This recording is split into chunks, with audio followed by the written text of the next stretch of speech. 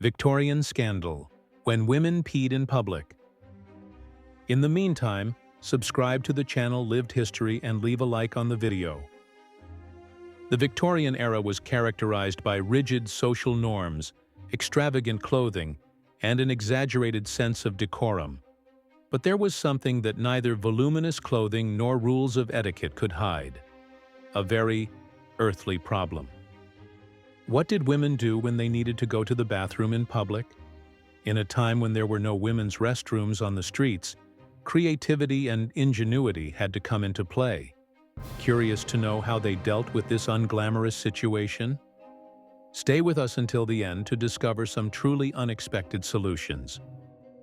During the Victorian era, Puritanism dictated every detail of daily life, especially for women.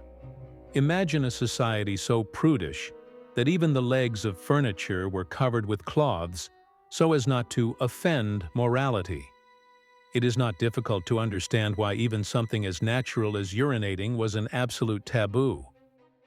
To give you an example, during the Great Exhibition of 1851 in Hyde Park, London, thousands of people flocked to admire the novelties of the event, a sort of technological fair of the time. But there was a big problem: almost no public toilets, and those few were reserved for men. It is said that many women preferred not to drink anything rather than the hassle of looking for an improvised bathroom. This chaos highlighted the need to invest in adequate facilities. But, as often happens, changes came slowly. During this period, Puritanism was not limited to repressing impulses or looks. It also required controlling physiological needs. Women were educated to resist the urge to urinate when they were away from home.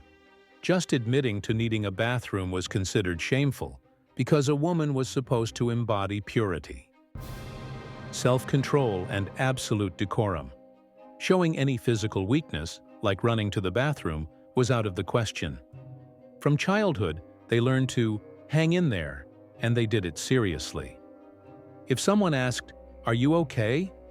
the answer was always an elegant, "Of course," even if their bladder was about to explode. But the problem was not only cultural, it was also practical. While men had their urinals on the street, women had nothing. Today it seems absurd, but back then, asking for a women's public bathroom was like challenging the morality of the time. Yet, amidst all those rigid rules, ingenious solutions emerged to address very concrete problems. One of these was the use of portable female urinals, small porcelain or metal containers, often decorated with floral motifs, designed to be used discreetly, standing or sitting. The genius was that they could be easily hidden under full skirts and crinolines. One of the most famous models was the Bordal, named after Louis Bordal, a preacher known for his very long sermons. It seems that the faithful needed it so as not to have to leave the church before the Amen. The Bordal was small enough to fit in a bag, or to be hung on a ribbon under the clothes. And beware, it was considered almost a luxury item among the women of high society. However, these devices could not be used everywhere. Women sought secluded places or even used carriages as makeshift toilets, always with great discretion.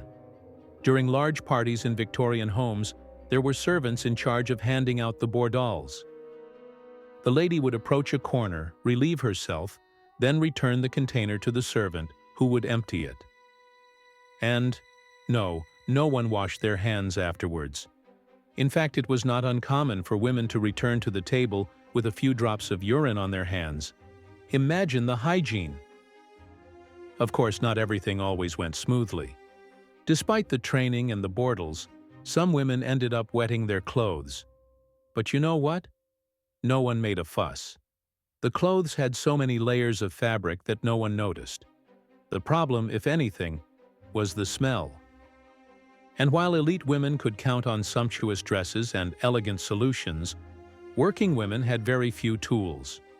Without bordals, crinolines, and private carriages, workers, street vendors, and domestic workers had to make do, often hiding in alleys or abandoned spaces, with all the risks that this entailed: shame, humiliation, or physical danger. In that society, public toilets for women were practically non-existent, while men could do it in the street without any worries. This reinforced the idea that good women should stay at home. But for those who worked outside all day, holding back was a real test of Olympic endurance. And not only that, social judgment was merciless. While rich women could hide their needs, working women were criticized and humiliated. That's all for today. Let me know what you think in the comments and what topic you would like to see in the next videos. See you next time. Bye.